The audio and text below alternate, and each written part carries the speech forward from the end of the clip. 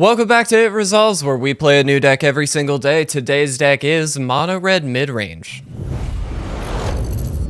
What is going on, everybody, and welcome back to the channel. Here at It Resolves, we love to have fun, play new decks, and hopefully learn a little something along the way. If that sounds like your cup of tea, please feel free.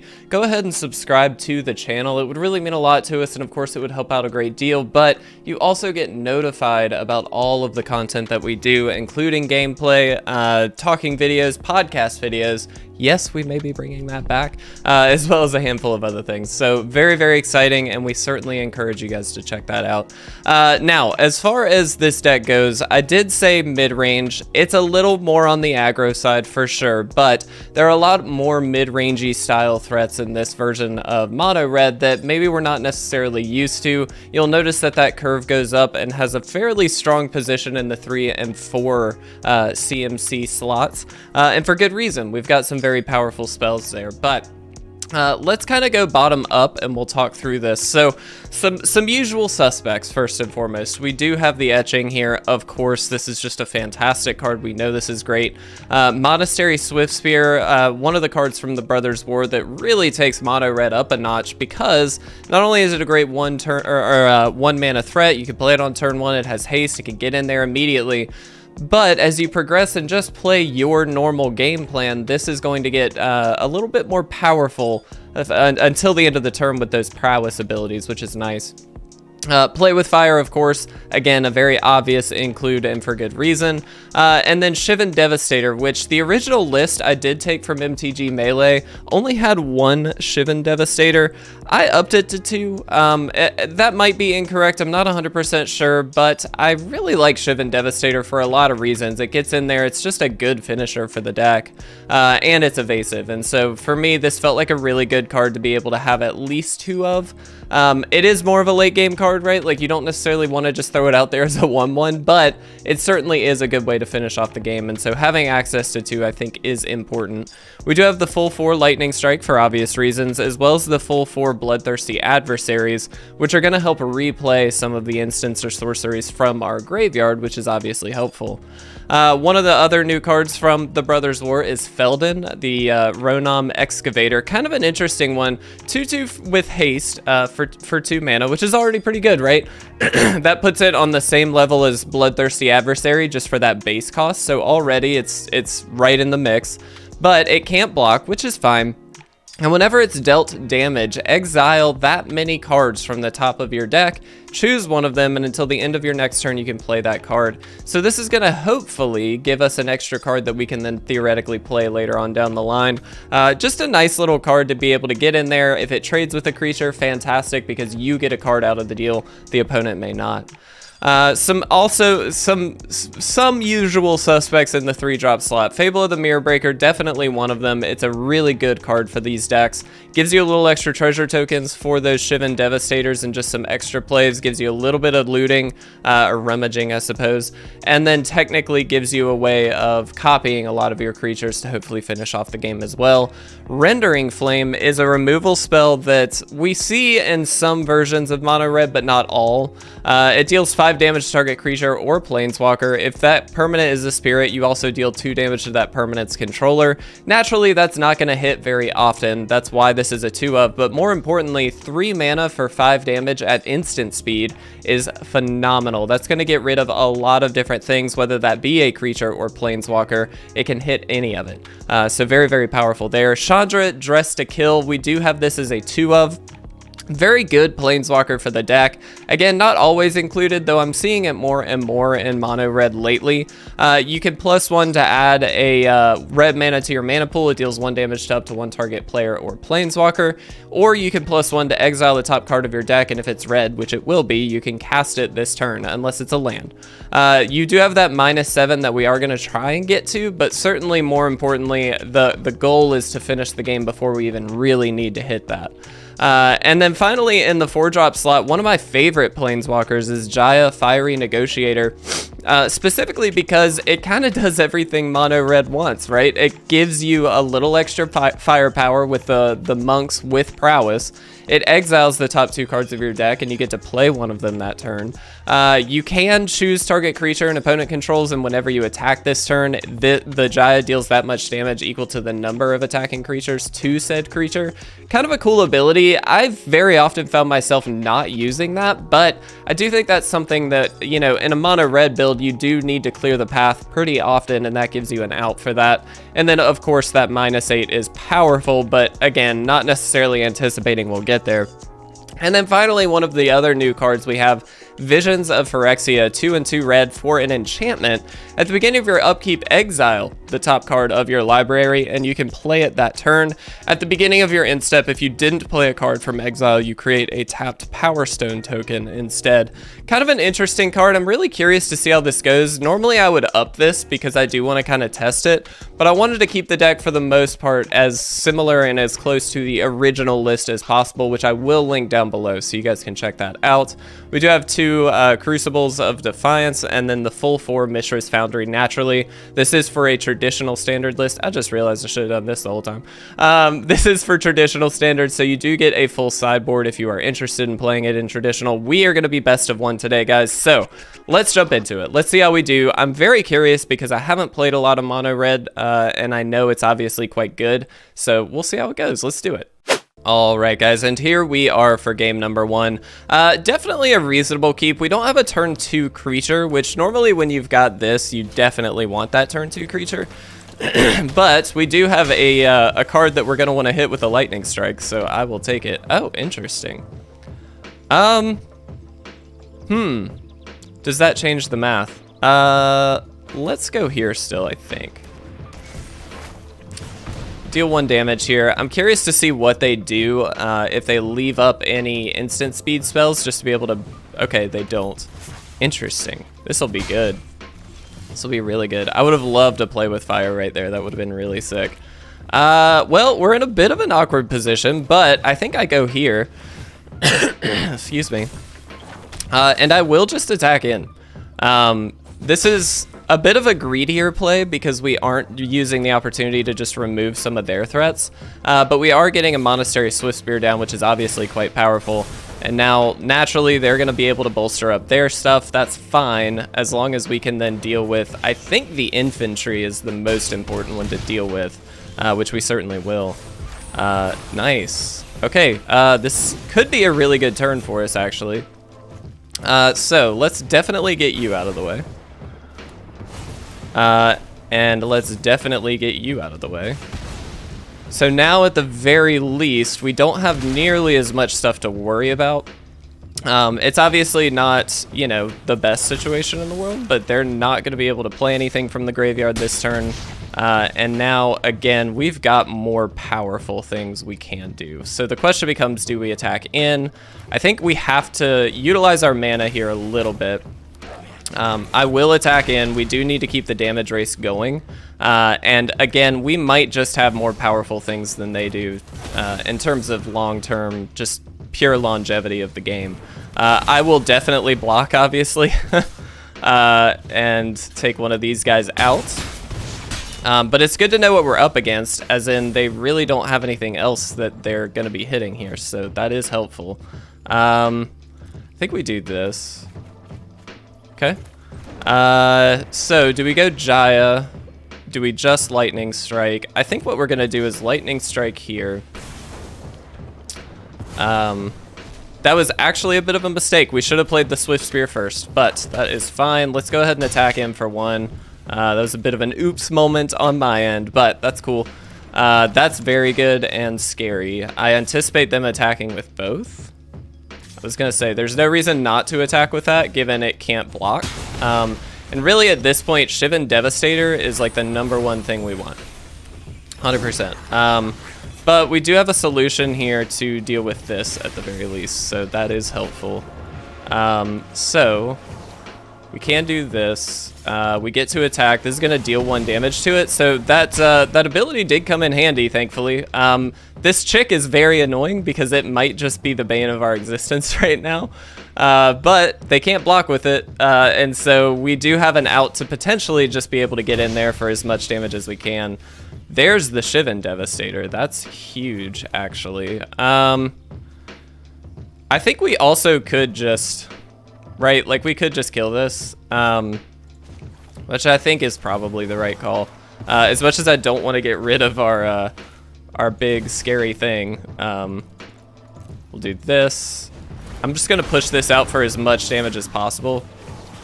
We're gonna get that off the battlefield, and there we go. So now it's really just down to the top decks. Did they get a lightning strike is basically the question. Thankfully they didn't, which does mean we win. So mono red versus mono red, we were able to get there. That was a bit of a tricky one, only because we definitely misplayed a couple times there, but that's exactly what we want to be able to test is, you know, can we beat the mirror match? And thankfully we had bigger plays than they did, which panned out very well. So I'm very happy to say that. Let's jump into game 2. What's up guys, just a quick break from the video to remind you that through the end of December we will have our new proxy pack available via our Patreon rewards and select tiers. In celebration of Phyrexia All Will Be One coming early next year, we have the amazing original Praetors as our Patreon rewards this month. Now, those include my all-time favorite card Elishnorn with Jenga Taxis, Shieldred, and Vorinclex. Again, if you're interested in picking these up, guys, we really would appreciate the support, and it's a great way to pick up these awesome proxies every single month. You can do so at patreon.com/itresolves. Without further ado, though, let's jump right back into the video. All right, guys, and here we are for game number 2. This is a bit of an interesting hand. Look. I'm gonna keep it. This is the worst keep in history, but I'm really intrigued to see how this pans out. The only reason I am keeping this, for the record, is we've got some really solid 1-drops. Obviously, don't keep this. I think that goes without saying, but you know, you never know. So I'm just telling you now, this is a terrible keep, and I know that, but I just kind of want to see if we can make it work. So this is for science. That's all this is. I do hope we draw a land. That'd be helpful. All right, so they are gonna have some removal here. That's fair. That's not a good draw. All right, let's play this. Deal 1 damage and get in for 2 more. Look, we've dealt 6 damage on turn 3 with only 1 land, so I'm not upset by that, but we are definitely just gonna get owned here in a minute. We can actually kill that, so that's not that big of an issue. Haha. Definitely needed that. So the question becomes, do we just trade off resources or do we play with fire here? I'm gonna play with fire. I think I'd rather do this from the perspective of I'd like to keep all of our stuff on the battlefield. You know what I mean? Because if we start trading off, that means they're not burning removal spells to handle our board. And obviously that's not a great place to be. I'd much rather them deal with our stuff via removal spells than have to just trade. And this is fine, right? Like, that's done its job. At this point, we're about to get another one, and we've got the adversary, or indeed just the Devastator that could come down. But I'm kind of surprised they didn't hold on to that Make Disappear. We were not doing much, so seems like it could have been a very good card to have, but that's fine. We are just gonna get in for 4 damage here. And look, at the very least, we got him into single digits. I'm pretty happy with that. I would not have anticipated that, given we are against what looks to be Grixis control. Yeah, we'll draw. Land isn't bad. I will take it. Yeah, I mean, I think we just throw this out for 2, right? And kind of hope for the best. Like, we're gonna start slipping. We're gonna start losing this game 100%. They're offsetting all of the life that we're able to deal to them. And so at this point, I kind of just want them to attack with Shieldred so we can play with fire them, get some damage in, and get them a lot closer to dying. But I'm assuming it's Grixis control, right? Like, they definitely just have a lot they can do, which is fine. It is what it is. This is still silly, at the very least. Okay. Yeah. So we can attack for 6. That's not that great. Yeah. And then, so what? We would get 4 damage in, they'd go to 3, they'd go back up to 5. But I do kind of think we need to just do something, so I am going to push through the damage. They can kill one of the creatures, it's fine. They're choosing, I think, the least impactful in terms of, you know, what we're going to be able to do with it. Sure. Okay. If we had a lightning strike, like, there is a world where we just kind of attack in, trade one of our creatures plus a lightning strike. Obviously, that's not ideal, but there's not really a ton we're going to be able to do with it, right? We just kind of have to do the best we can. Hey, look, we would love that. Yeah. That's fine. Not fine. It is what it is. Another play with fire. Okay. So we attack in. Are we really gonna double play with fire this? If they have a make disappear, it's gonna suck. This is so stupid. This is like the worst 3-for-1 in the world, isn't it? Look, all of our lands. I think we do just take a land, right? We kind of have to. Like at this point, we just need to deal 5 damage, but like come on, dang it. Yep. They got us, I think. There's not much we can do against Shieldred, right? Like that's just a really good card against us. I think I just go here. And I think I actually just spit out a monk. Not 100% sure on that, but I do think that's the most reasonable thing we can do. It gets Jaya alone out of kill range from Shieldred, so we don't have to block the Shieldred if we don't want to. Obviously, there's some incentivizing to be done there, but look, we have stayed in this game a lot longer than we should have, so that's all I'm gonna say. I'm very happy to say that. I'm assuming they have a removal spell for the Jaya, though. I would think, at least. Okay, they just have one for the token. That seems a little like overkill. I would have attacked first, I think. Seems like a little much to be pushing through there, but that's fine. Cool. Resolve, yep. I'm gonna create the monk. I'm gonna go here. Guess we'll do this. Okay, it's a card we can play, so I will take it. All right.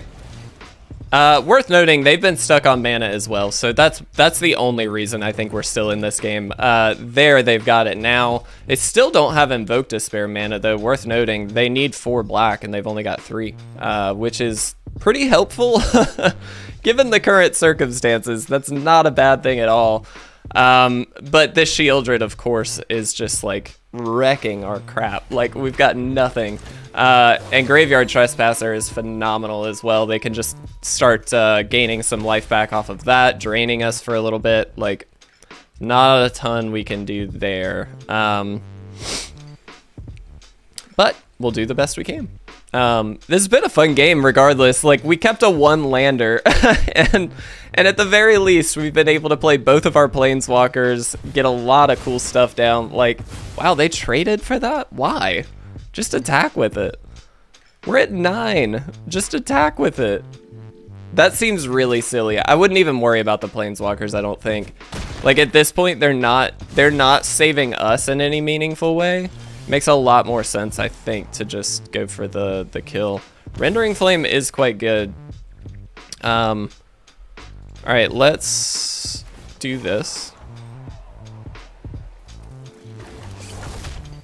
I think we just have to Rendering Flame on the Shieldred, right? Before they gain life. This is important to do. If they do have a Make Disappear, that's gonna suck. Okay. Hopefully they just don't have another Shieldred. Alright. Maybe? No. We're giving ourselves way too much hope. We have dealt with 2 Shieldreds so far, which feels pretty good. Right? Like, that's not bad. That's terrifying. The lifelink is really bad for us, but at least this is easier to deal with than Shieldred, so I'll take it. Yeah. Cool. So we just block. Yep. We may have to make some kind of Hail Mary plays here, but we'll see. Helpful. Alright, so this can kill this, which is really good. Ooh, we messed up. Oh no, we messed up. I can't believe we did that. What we should have done is played the Chandra first, then plus, then, ugh, can't believe it. Alright. No, that's not worth it. Okay, cool. So we definitely do kill Soren here. That's just the best play for us. We cannot let Soren sit there. And maybe we go for ult on Jaya. Oh, that's silly. Okay. Excellent. What an odd place to be.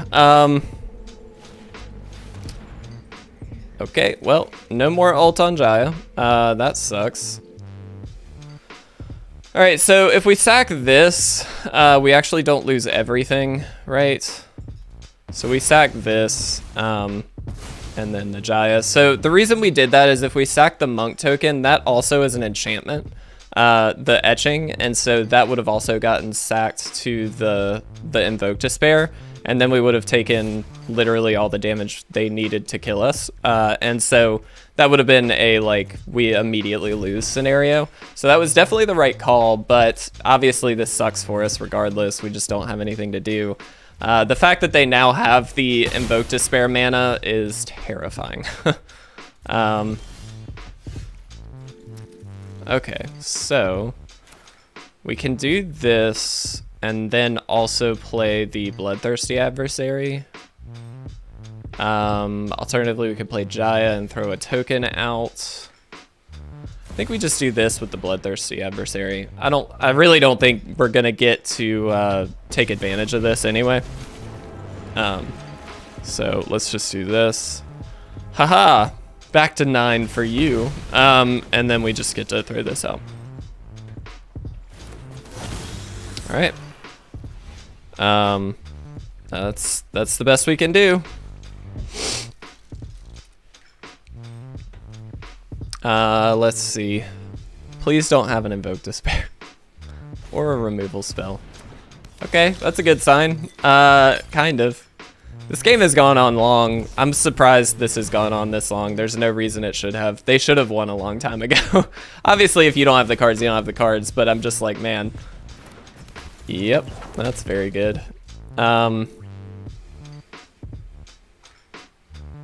Curious as to how they attack here. This has been so fascinating. What a game.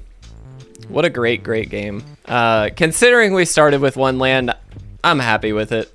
This has been fun. We're gonna lose, and that's okay. But man, what a blast. Obviously, we just have to block there. We're down to 1. I mean, it's a land. Okay, so, what's the best option for us? I don't think there is one, right? Like, we can do this. It's not helpful. It's not a red card. It was a land. Can do this. Yeah, good game. Good game by the opponent. It was still a blast. That was a really fun game. All right, I'm gonna go ahead and concede, guys. Let's jump into one final game really quickly. Hopefully we can make it last a little, well, hopefully it won't take as long as that game. So let's jump into a game 3. All right, guys, here we are for our 3rd game. And yeah, I mean, we'll keep this. It's definitely removal heavy and land heavy. But we do have the long-term benefit of the etching here. So, and if we draw any like Swift Spear, anything like that in turn 2, we can drop it with a counter on it. Seems pretty reasonable.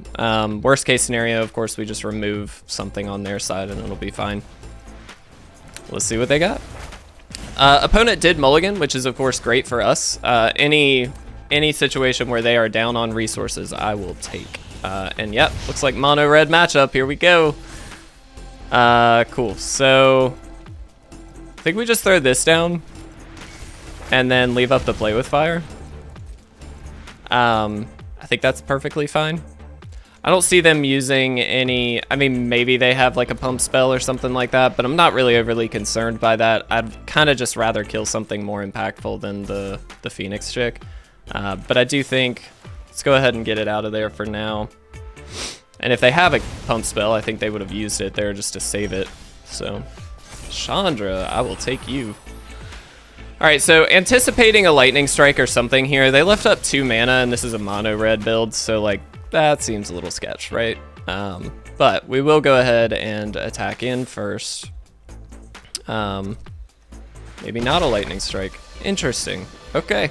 And we'll throw our Chandra out and just plus up, I think. I don't think there's really any reason to not do this just to get an extra point of damage in. Obviously, we can't utilize the mana, which kind of sucks, but like, it's not the end of the world. It's a Chandra at 4. Lightning Strike isn't going to deal with her right away, so they are going to have to attack plus burn or something like that to kill Chandra, which is great for us. Or that'll do it.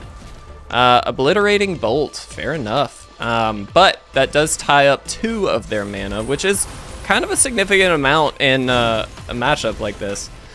Cool. I mean, pretty straightforward here. We just attack in, leaving up the lightning strike, and hope they don't have very much. I'm assuming they do have some burn, but okay. So damage to each opponent and each creature. Okay. So what we're gonna do is lightning strike them to deal 3 to get our Swift Spear out of range of this, and now they can't kill it. Kind of an obvious play for us. Let's go ahead and throw that Fable down. And they did get a 2 for 2 there, right? So worth noting that they are not necessarily down on resources for doing that, but they did play 2 in the festivities just to get 2 creatures off the board. Nice. That's a cool card. I'm gonna decline because I really like this card and I just want to see if we can get it to work. That's literally it. We should have played the... I keep missing the Swift Spear trigger. Completely my fault. Definitely oops there. But we do get a Power Stone here, so that's helpful. I'm not really sure what the Power Stones... I guess they activate... I don't really know. I guess... Okay. In the festivities with the mechanized warfare on the field is pretty solid, not gonna lie. Makes a lot of sense. I would have left this up for blocks, man. It seems a little sketchy to try and go for now, but that's cool. Alright, well, we just win. We did it. That was amazing. So we beat 2 mono red decks and lost to Grixis control in what should have been a very... Well, we'll wrap it up. This has been an interesting one. All right, guys, so key takeaways from this version of Mono Red. First and foremost, I know we only got to see that Visions of Phyrexia played once, and it was at that tail end, but I do think that card in particular gives Mono Red much more of a late game than it obviously would normally have, and so I'm curious to maybe try and tech this out a little bit and build into more of that style effect, if that makes sense. So a lot of early game burn and then some later game like big red stuff. I think that might be kind of fun. Regardless though, if we evaluate the 3 games, obviously it's only a small subset of games, but let's look at those 3. We were up against 2 mono red decks, both of which we were able to relatively easily beat, which could have been down to play patterns and just luck of the cards. Always is a consideration to make sure that you know, account for that. But I do think that this deck just has a lot more like mid-game tools that can really help it out, including the Planeswalker package and of course that Visions to Phyrexia.